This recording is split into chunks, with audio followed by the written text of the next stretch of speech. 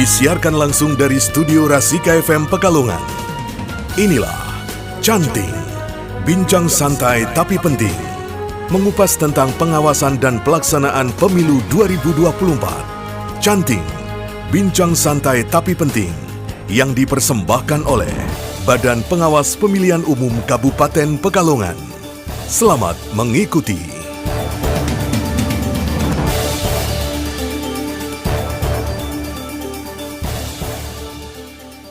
Assalamualaikum warahmatullahi wabarakatuh. 88.9 FM Rasika Pekalongan untuk kita semua.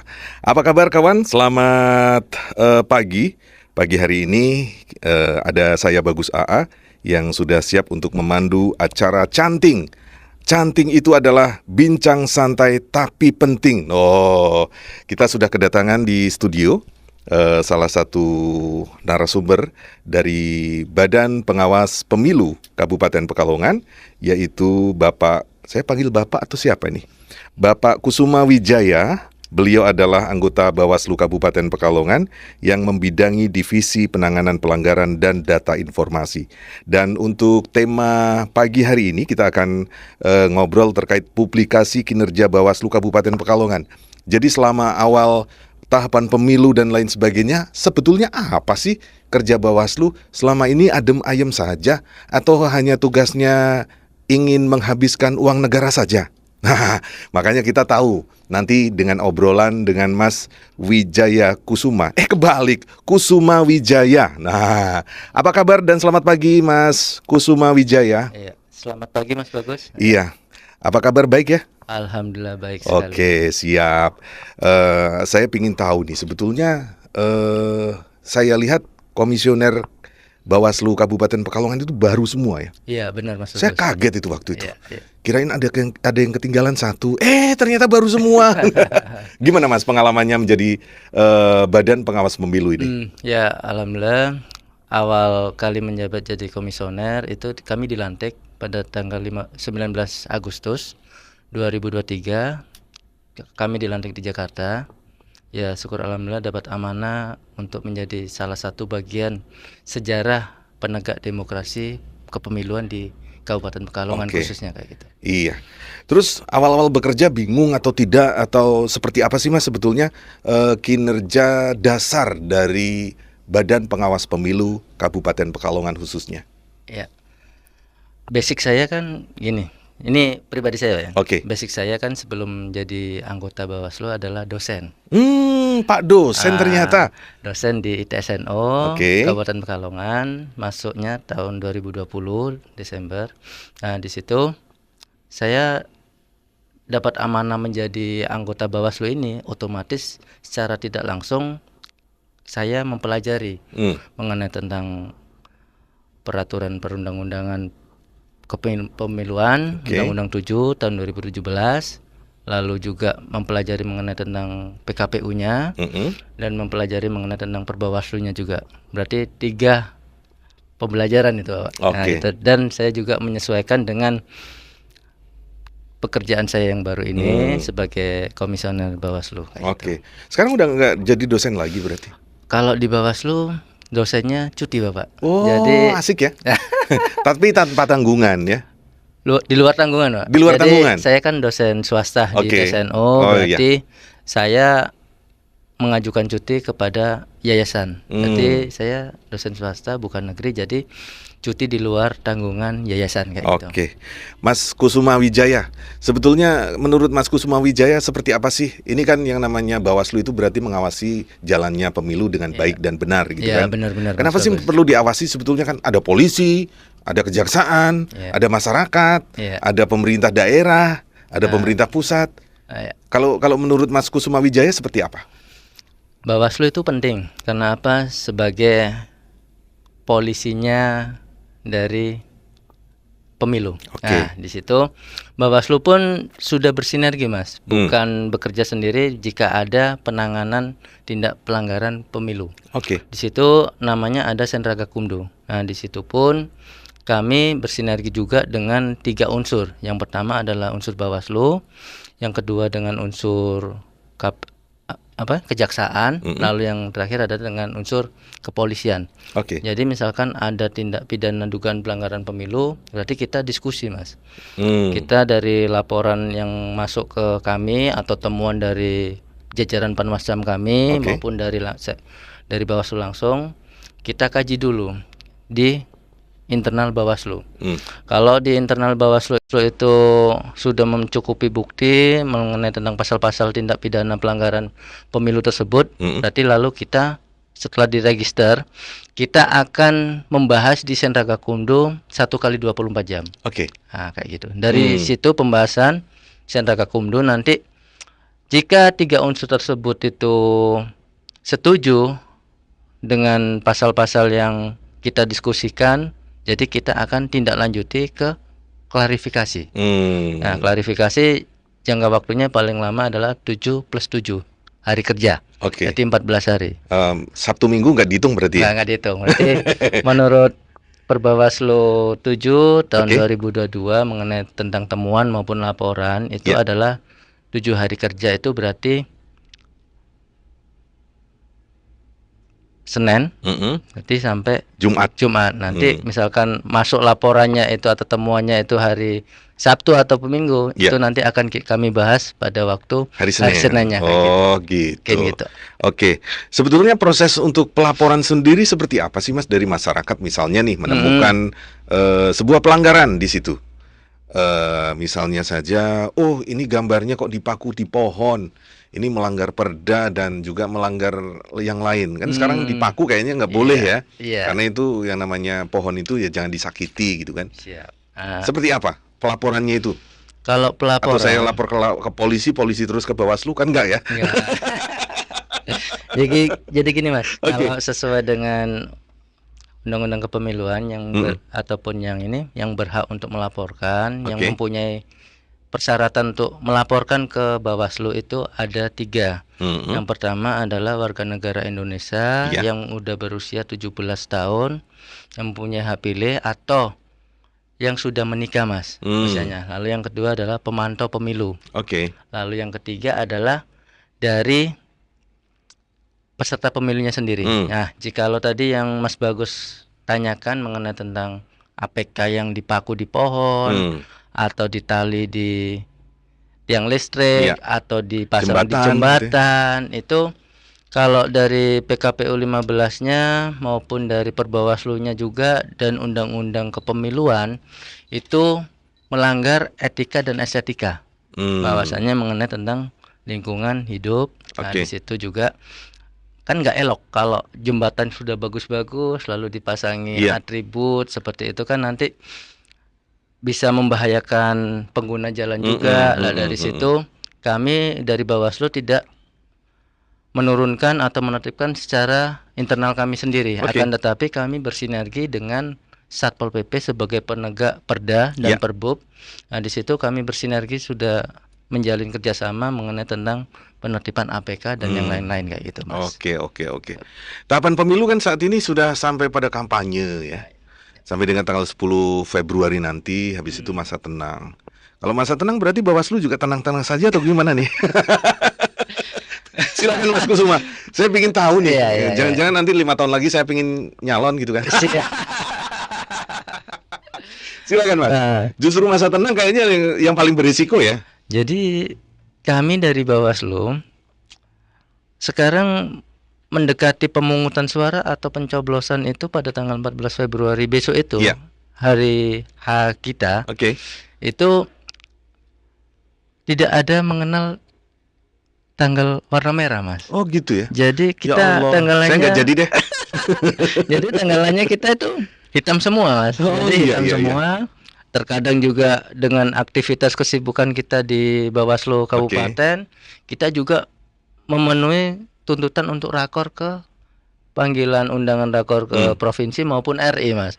Jadi kita dahulukan dulu, kita kan Bawaslu kan bekerja secara hierarkis.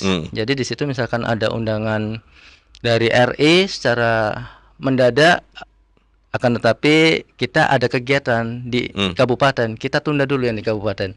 Kita mendahulukan yang dari undangan RI maupun provinsi kayak gitu. Oh, ikutnya hierarki begitu ya. Oke, jadi lebih patuh pada yang atas, lebih atas gitu ya. Iya.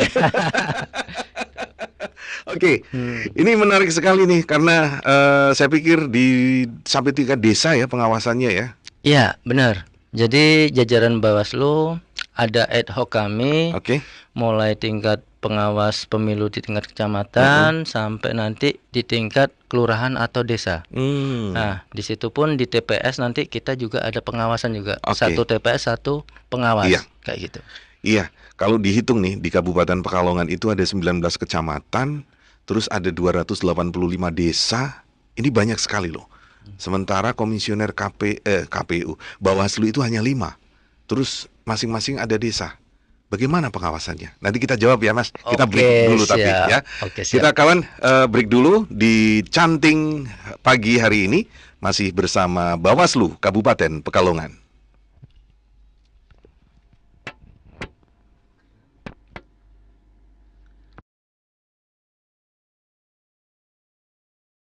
Sebelum nasib bangsa ditentukan oleh partisipasi suara, partisipasi mata ikut tentukan nasib demokrasi Indonesia.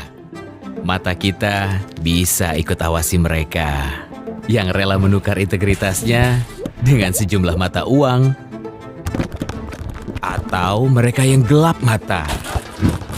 Emang boleh memanipulasi perolehan suara?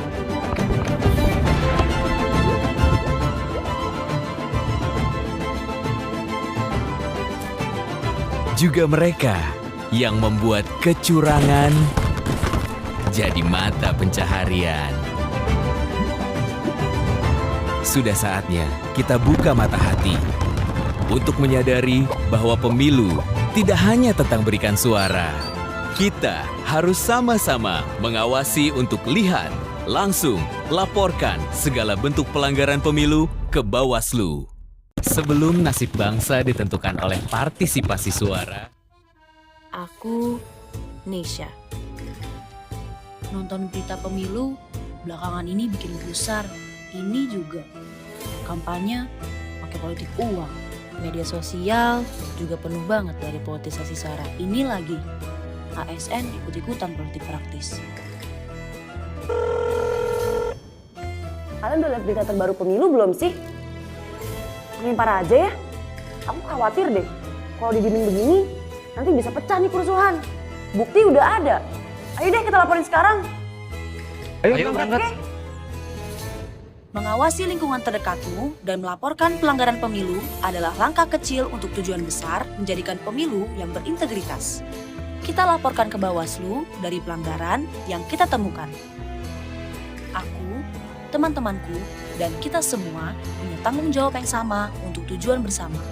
Pemilu yang adil, jujur, dan damai.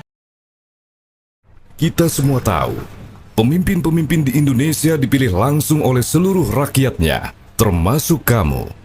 Tapi ada cara-cara yang tidak diperbolehkan dalam mengambil hati calon pemilih. Salah satunya, politik uang. Memang, yang di depan mata terlihat menggiurkan meski sedikit.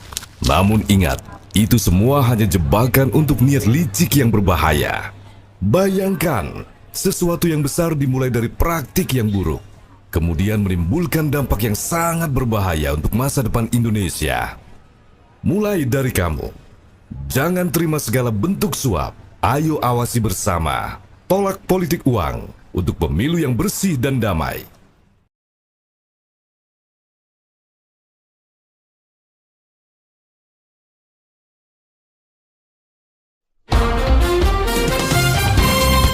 Masih Anda ikuti Cantik, bincang santai tapi penting yang dipersembahkan oleh Badan Pengawas Pemilihan Umum Kabupaten Pekalongan.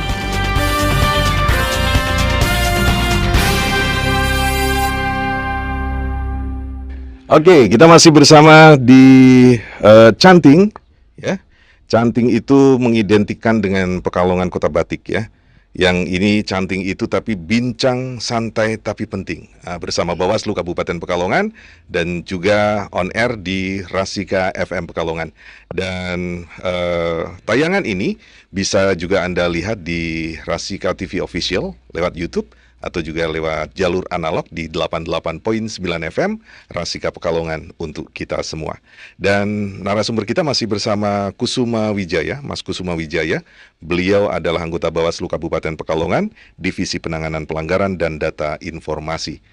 Mas Kusuma Wijaya, saya lebih senang pakai Mas ya. Siap, Mas. Soalnya kalau Bagus. Pak itu kayaknya kok ya gimana gitu kan. Siap, Mas. Tapi Bagus, kalau siap. panggil Om ya juga gimana gitu kan. Mending Mas Oke, aja ya. Siap. Iya. Mas, ini kan Kabupaten Pekalongan itu ada 19 kecamatan. Terus 285 desa dan kelurahan. Bagaimana, Mas? Saya memikirkan angkanya saja sudah bingung, sementara komisioner Bawaslu hanya 5. Seperti apa penanganan pengawasan di pemilu untuk tahun 2024 ini? Jadi gini Mas, untuk kita menyampaikan informasi maupun kita menginstruksikan kepada jajaran Bawaslu Kabupaten Pekalongan khususnya, itu kami biasanya kita bagi divisi juga itu Mas. Oke. Jadi 5 komisioner itu 1 ketua, yang 4 juga ada divisi-divisi masing-masing. Nah di situ kita menghandlenya berdasarkan divisi, terus kita juga mengadakan rakor-rakor pertemuan dengan Panwascam sama PKD, bahwasanya kita tahap, misalkan contohnya sekarang kita kan kampanye Mas. Ya. Nah pada tahapan kampanye ini kita sistem kerjanya kayak gini. Jadi ada STTPK dan surat pemberitahuan masuk dari STTPK apa itu? surat tanda terima itu Pekalongan. Apa ini namanya? Surat izin Kampanye kampanye. gitu ya? Nah, Oke, kampanye surat izin dari kampanye Polres berarti ya? yang tertulis Oke. dari kepolisian yang dimintakan langsung dari pelaksana pemilu atau tim kampanye meminta secara tertulis izin kepada Polres untuk mengadakan misalkan kampanye rapat umum terbuka sekarang nih. Oke. Nah, di situ tim kampanye tadi membuat izin kepada Polres dulu, Ya. lalu menembuskan atau mengirim surat tembusan kepada Bawaslu Oke.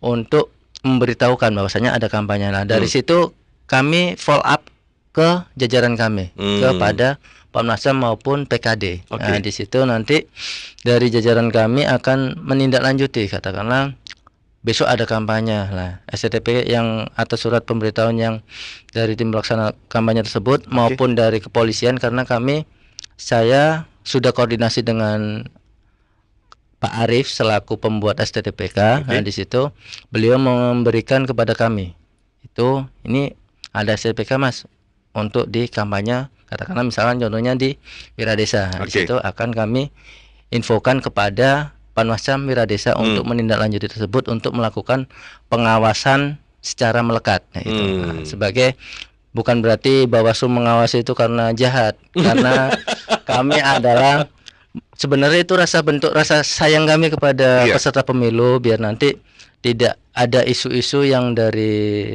yang lainnya itu miring kayak gitu, karena kan kita kan sekarang udah digital Pak ya. Jadi informasi hoax itu kan cepat banget. Jadi dengan rasa sayang kami kepada peserta pemilu, kita lakukan pencegahan dulu. Pencegahan, Panwascam memberikan pencegahan, jangan melakukan hal-hal yang kepada pelaksana pemilunya, jangan sampai menghadirkan pihak-pihak yang dilarang atau adanya bagi-bagi sembako maupun politik uang di situ dan melibatkan anak-anak kecil, itu nggak boleh. Ada sih nggak sih Mas, misalnya saja nggak pencegahan dulu, Bawaslu sengaja nih, biarin aja, jangan dicegah. Nah, ini pelanggaran gitu nggak? Yang dimaksud Mas Bagus jembatan Batman gitu. Itu. Jadi bukan Mas. Soalnya kebetulan itu mantan saya. Terus saya sakit hati gitu. Kita di Bawaslu netral. Netral. Benar ya, netral ya. Benar netral. Karena kami disumpah, dan di Jakarta waktu pelantikan kita udah disumpah bahwasanya kita harus netral dan bekerja sesuai dengan tupoksi. Dan undang-undang yang berlaku kayak gitu.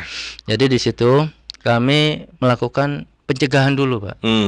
Biar nanti tidak dikira sama peserta pemilu itu kami itu membiarkan ya, dikit-dikit nyemprit. Nah, itu kan kalau nyemprit kan tuh itu. Jadi kami melakukan pencegahan, misalkan ada indikasi dari informasi itu ada kampanye itu mau menghadirkan pihak-pihak yang dilarang, contohnya kepala desa atau perangkat desa. Ya. Nah, di situ kami akan memberikan himbauan kepada pelaksana pemilu tersebut jangan menghadirkan pihak-pihak yang dilarang tersebut karena akan nanti terdapat pelanggaran di situ, pelanggaran pemilu, Mas. Oke. Gitu. Itu termasuk anak-anak juga sih nggak sih, Mas? Iya, benar. Kalau yang bisa pemilu kan itu yang dilarang ya, Mas. Itu tidak boleh menghadirkan kepala desa, terus perangkat desa, terus anak-anak yang belum mempunyai hak pilih. Iya. Kalau balita ataupun apa itu kan belum mempunyai hak pilih. Akan tetapi di Bawaslu melihat sisi positifnya, Mas. Positifnya gini, hukum positif bahwasannya kalau misalkan ibu-ibu diundang pemilu, dia mempunyai anak yang masih balita, dia tinggal di rumah berdua aja. Misalkan kalau ditinggal, nanti kasihan. Kalau terjadi apa-apa kepada anaknya itu kan bahaya juga. Nah, jadi Bawaslu menghimbaukan boleh mengajak, akan tetapi ditempatkan di tempat yang lain, ruangan yang lain, jangan di tempatnya utama. Misalkan kampanyenya itu di gedung. Ya. Nah, di situ kan ada tempat untuk transit atau apa lah. Ya. Untuk meletakkan atau menyisihkan anaknya, yang anak-anak yang kecil itu di situ, Mas. Biar nanti pada waktu kampanyenya itu tidak ada anak-anak kecil kayak gitu. Berarti dalam tanda kutip saat kita melakukan kampanye indoor ya, di dalam gedung, itu berarti harus milih-milih ya. Ini penyelenggara kampanyenya yang ramah anak gitu kan. Coba kalau misalnya nggak ada tempat anak, kan, aduh anaknya taruh di mana ya? Apa saya shutdown dulu kan nggak mungkin. Jadi gini. Sementara nih, Mas, biasanya nih eventnya, event jalan sehat sama senam massal. Senam massal. Bawa anak-anak semua tuh, Mas. Nanti gimana nih penanganannya atau pencegahannya?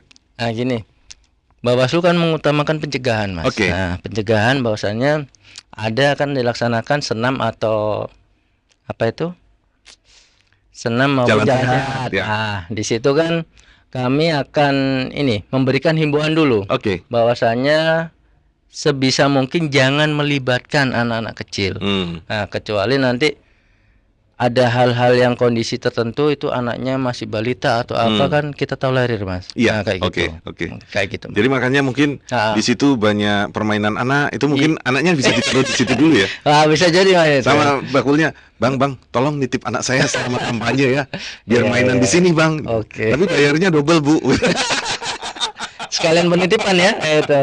Aduh. Oke. Mas bisa dijelaskan nggak sih, Mas, sebetulnya Iya. Prinsip-prinsip pemilu bagi Bawaslu seperti apa sih? Prinsip-prinsip pemilu, Mas ya. Ya.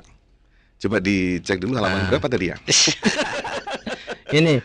Prinsip pemilu menurut pasal 3 Undang-Undang 7 tahun 2017 mengenai tentang kampanye yang diselenggarakan itu harus jujur yang pertama. Nah, yang kedua adalah adil. Nah, terus yang ketiga adalah berkepastian hukum. Lalu yang keempat tertib. Lalu kepentingan umum, terbuka, proporsional, profesional, akuntabel, efektif dan efisien. Nah, kita harus memenuhi dengan itu bukan kumulatif, maksudnya itu bukan satu kesatuan, akan tetapi itu bisa nanti kumulatif kayak gitu. Jadi nggak semuanya yang unsur prinsip-prinsip tadi yang saya sebutkan harus ada gitu, akan tetapi lebih baik ada. Nah, kayak gitu, Mas. Jadi saya ingin tanya nih, di sini kan ada prinsip pemilu, salah satunya adalah tertib, terus terbuka, proporsional. Ini tadi rame, saya siaran acara ngobrol asik di Rasika. Itu ada pertanyaan dari pendengar.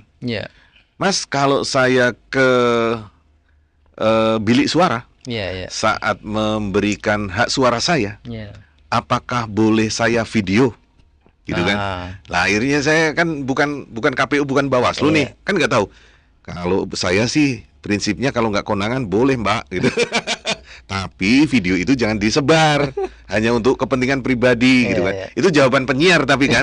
Kalau Bawaslu seperti apa sih? Boleh nggak sih membawa gadget atau gawai di bilik suara, terus kita memvideokan untuk kepentingan pribadi atau kepentingan yang lain kita nggak tahu juga kan? Ya. Boleh nggak sebetulnya?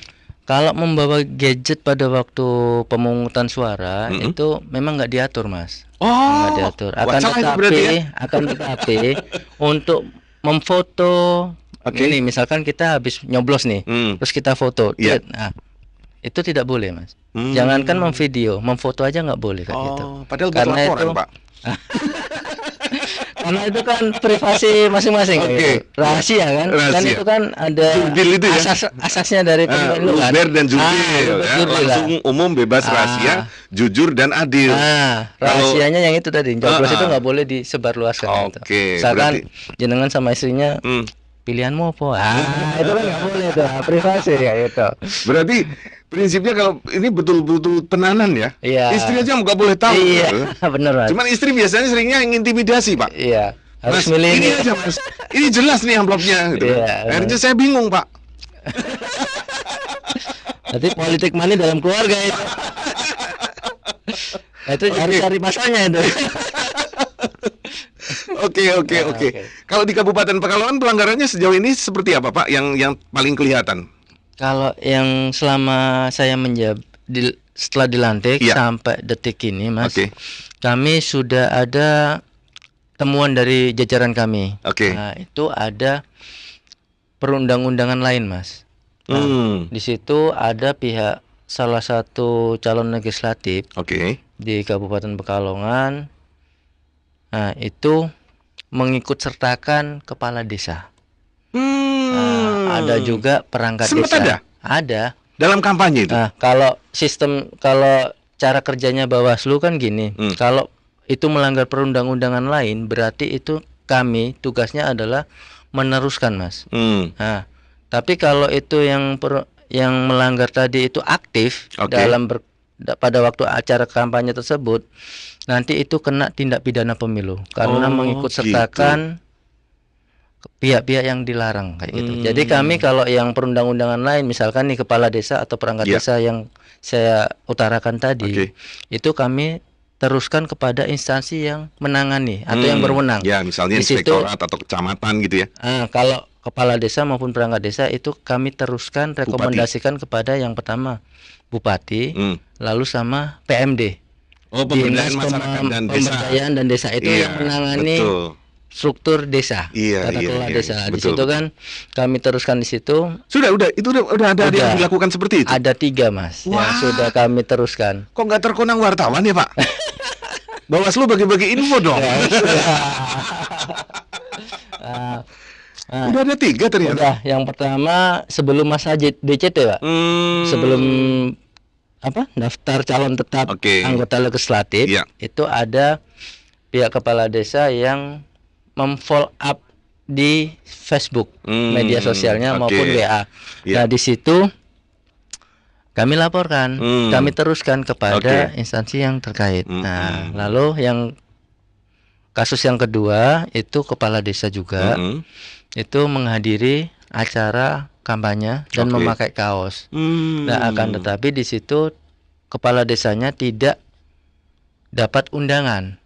Dia datang atas inisiatif sendiri karena ngefans. Gitu. Data pribadi. Iya. Menang banyak dong. Kayak jalan Kang datang. Oke. Nah, di situ kepala desanya tidak aktif juga. Pasif, hanya pakai Oke. atribut terus Iya. aktif diam. Nah, lalu yang berikutnya adalah perangkat desa, Mas. Oke. Perangkat desa menghadiri kampanye legislatif juga di situ. Oke, Gitu. baik, kita akan bahas lebih itu. Siap. Soalnya yang seperti itu tuh asik untuk dijadikan obrolan ya. Tapi kita break dulu ya, Mas ya. Siap.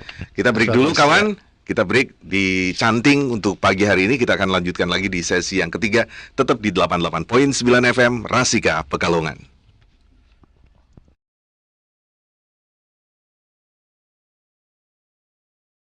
Sebelum nasib bangsa ditentukan oleh partisipasi suara, partisipasi mata ikut tentukan nasib demokrasi Indonesia. Mata kita bisa ikut awasi mereka yang rela menukar integritasnya dengan sejumlah mata uang, atau mereka yang gelap mata. Emang boleh memanipulasi perolehan suara?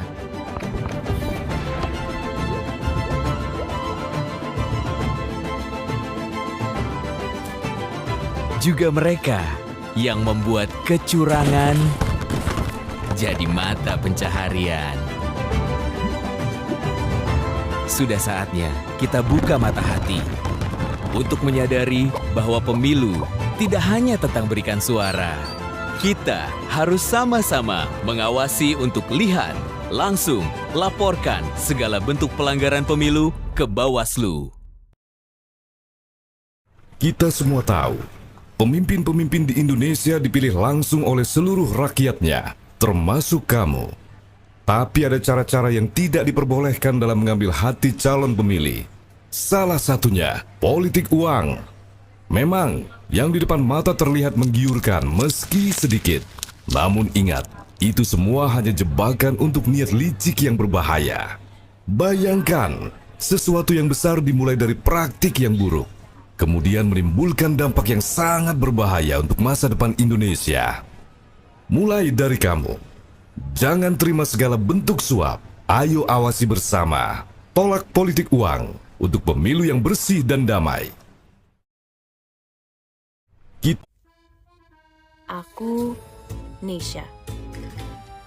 Nonton berita pemilu belakangan ini bikin gusar. Ini juga kampanye pakai politik uang. Media sosial juga penuh banget dari politisasi sara. Ini lagi ASN ikut-ikutan politik praktis.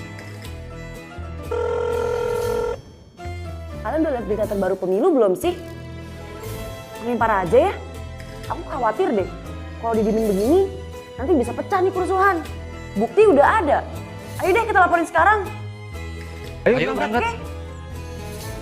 Mengawasi lingkungan terdekatmu dan melaporkan pelanggaran pemilu adalah langkah kecil untuk tujuan besar menjadikan pemilu yang berintegritas. Kita laporkan ke Bawaslu dari pelanggaran yang kita temukan. Aku, teman-temanku, dan kita semua punya tanggung jawab yang sama untuk tujuan bersama. Pemilu yang adil, jujur, dan damai.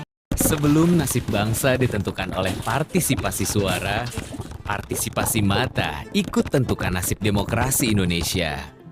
Mata kita bisa ikut awasi mereka yang rela menukar integritasnya dengan sejumlah mata uang, atau mereka yang gelap mata. Emang boleh memanipulasi perolehan suara?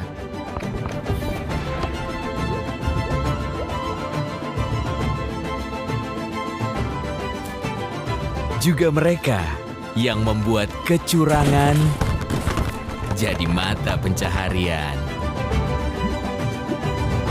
Sudah saatnya kita buka mata hati untuk menyadari bahwa pemilu tidak hanya tentang berikan suara.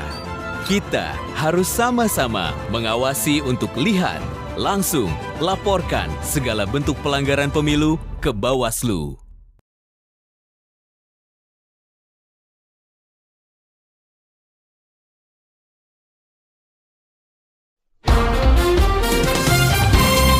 Masih Anda ikuti Cantik, bincang santai tapi penting yang dipersembahkan oleh Badan Pengawas Pemilihan Umum Kabupaten Pekalongan.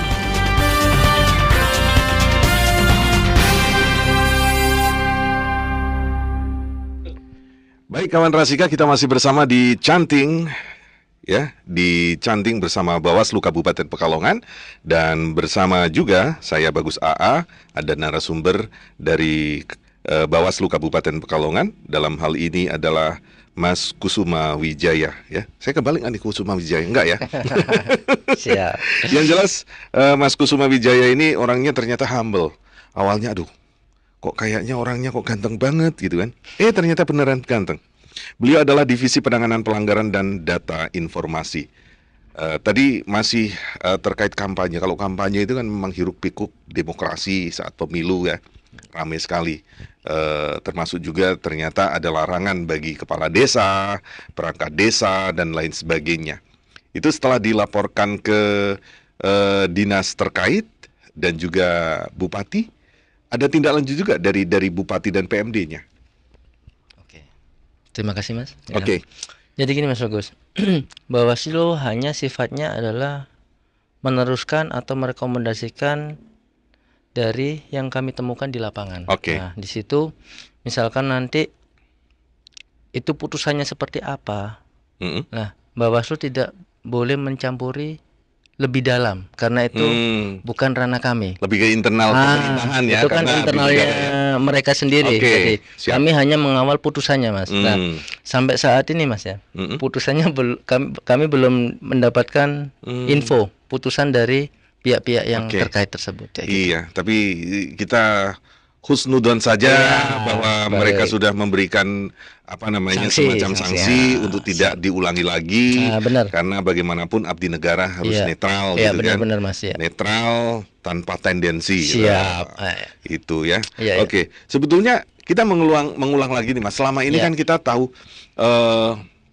pemilu itu ya pemilihan umum. Sebetulnya apa sih Mas pemilu itu Mas? Prinsip tujuan dari pemilu itu apa sih? Ini saya yakin kawan-kawan Rasika yang di rumah tahu pemilu itu ya coblosan gitu kan. Tapi tujuannya itu apa sebetulnya?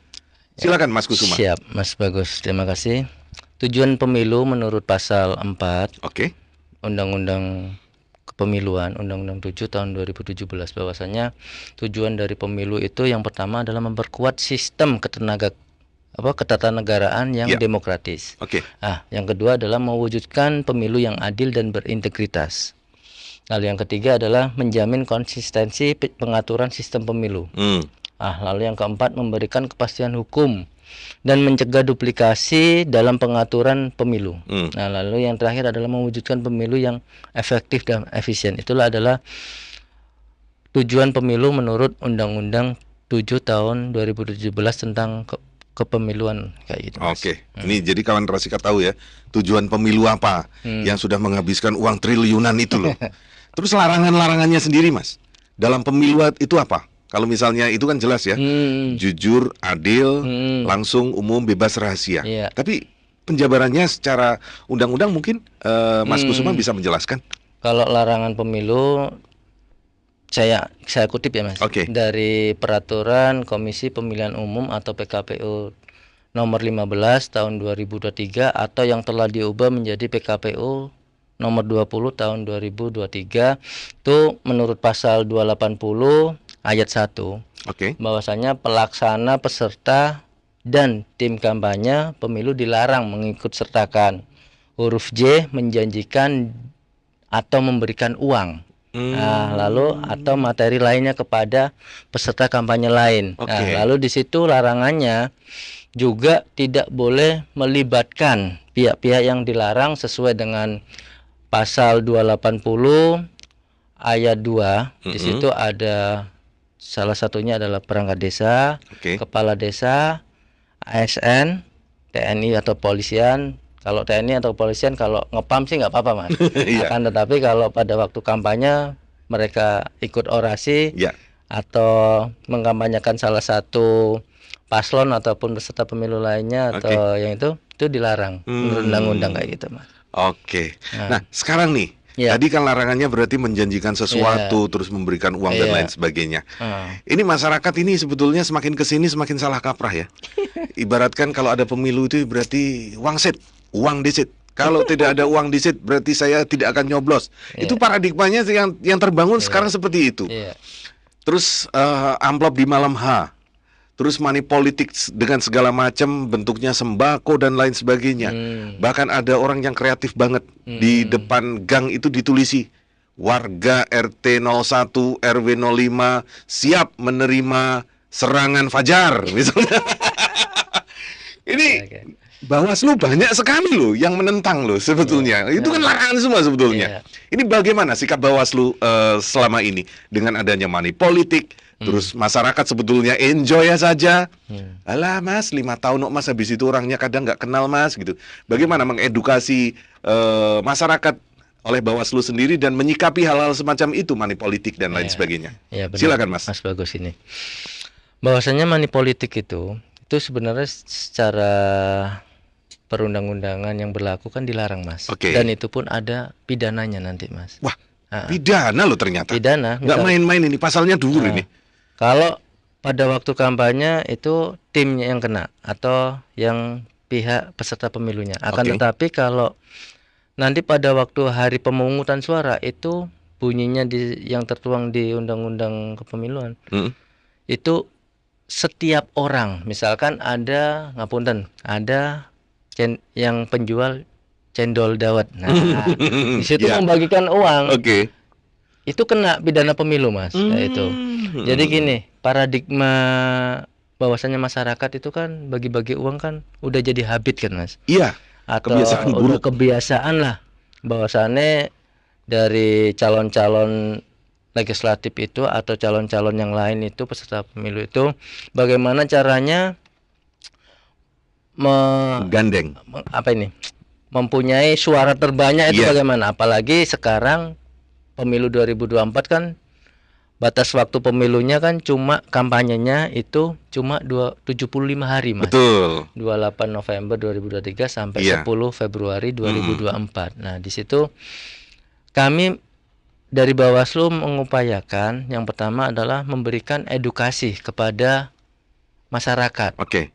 Pekalongan khususnya. Di situ bahwasanya suara jenengan itu suaranya itu bermanfaat turut andil pada perkembangan bangsa. Baik. Apakah jenengan mau suara jenengan ditukarkan misalkan nih 100.000 Iya. Sembako. kalau sembako itu nanti juga kena itu, Mas. Kalau bagi-bagi sembako. Oh gitu ya. Iya, itu nggak boleh. Kayak gitu. Nah, jadi itu masuknya pelanggaran materi lainnya. Kayak gitu, Mas. Oke. Oke. Nah, kalau bagi-bagi uang kami memberikan edukasi, Mas. Nah, lalu uang 100.000 dengan jangka waktu 5 tahun berarti itu satu tahunnya berapa? Satu bulannya Iya. berapa kayak gitu? Per harinya berapa? Iya, Gitu per harinya berapa? Kami udah memberikan Oke. edukasi tersebut, Mas. Dan kami juga sudah menggandeng cyber relawan cyber. Oke. Nah, itu sekitar 65 orang Iya. anak-anak muda yang kami libatkan juga dari berbagai golongan, Mas. Ada mahasiswa, ada yang alumni sarjana ataupun yang masih kuliah dan yang lain-lain itu untuk membantu jadi mitra kami di relawan cyber itu. Ya. Kayak gitu. Semoga apa yang jadi ikhtiarnya Siap. Bawaslu Kabupaten Pekalongan Iya. khususnya bisa mengedukasi masyarakat ya. Siap. Agar masyarakat itu wis to dikai duit padha wae sing penting tentukan pilihan dengan baik dan benar gitu ya. Iya, benar. Oke. Mas, ini di luar konteks nih. Ya, ya. Saya memperhatikan dari sejak 2014, 19, terus 2024 itu kok pas hari pemungutan suara mesti hari Rabu, kenapa ya? Tahu nggak, Mas? Nggak tahu. Nggak tahu. Kalau nggak tahu jangan dijawab. Mungkin itu Oke. hari baik itu. Hari baik ya? Mungkin Oke. sudah dihitung kan, orang Jawa kan gitu, hitung-hitungan kayak gitu, Mas. Baik. Saya sendiri masih jadi misteri nih sampai sekarang ya. Iya, iya. Terus kalau saya lihat dari tahapannya itu kan kalau ada putaran kedua itu 27 Juni kan ya. Iya. Saya sempat baca-baca tahapan itu. Itu juga Rabu. Ya kan? Terus pilkada tanggal 27 November Rabu juga juga. Rabu lagi. Nah. Ini apa-apaan sih ya? Kok Rabu semua? Tapi biarlah itu Iya, menjadi misteri. Yang iya, penting siap. kita sebagai warga negara yang baik menyalurkan hak suara kita untuk menentukan nasib bangsa.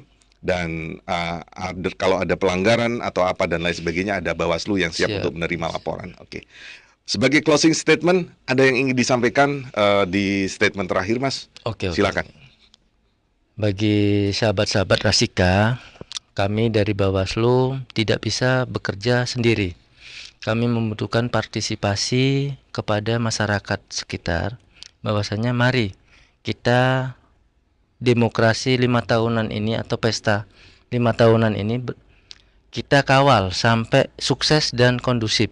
Nah, di situ kami membuka semuanya ikut berperan aktif dalam menjaga tegaknya demokrasi pemilu kayak itu, Mas. Oke. Jadi besar harapan kami di Kabupaten Pekalongan pemilu 2004 ini 2024. 2024 Baik. tersebut akan berjalan dengan kondusif, aman, damai karena kan dan riang gembira kayak gitu. Oh, Mas. oke, Jadi kan siap. pesta tahun 5 tahunan. Ya, kayak pesta gitu. demokrasi ya. Pesta demokrasi kayak gitu. Jadi itu harapan kami dan kami juga membuka pintu selebar-lebarnya jika ada masyarakat yang mengetahui pelanggaran-pelanggaran kepemiluan, jangan takut dan jangan malu-malu untuk melaporkan tersebut kepada jajaran kami. Ada di PKD, ada di kecamatan maupun bisa datang langsung ke kantor Bawaslu kami di Kajen kayak gitu, Mas. Baik. Mungkin itu saja dari saya, Mas. Kayak itu. Baik, terima kasih Siap. Mas Kusuma Wijaya yang sudah hadir di studio Rasika FM dan sudah memberikan edukasi banyak sekali ini kepada saya terkait tugas-tugas Bawaslu khususnya di Kabupaten Pekalongan. Dan kawan Rasika, tuntas sudah kebersamaan kita pagi hari ini di Canting, yaitu Bincang Santai Tapi Penting bersama Bawaslu Kabupaten Pekalongan dengan narasumber Mas Kusuma Wijaya dari anggota Bawaslu Kabupaten Pekalongan Divisi Penanganan Pelanggaran Data dan Informasi. Yang jelas, ayo awasi bersama. Terima kasih. Wassalamualaikum warahmatullahi wabarakatuh.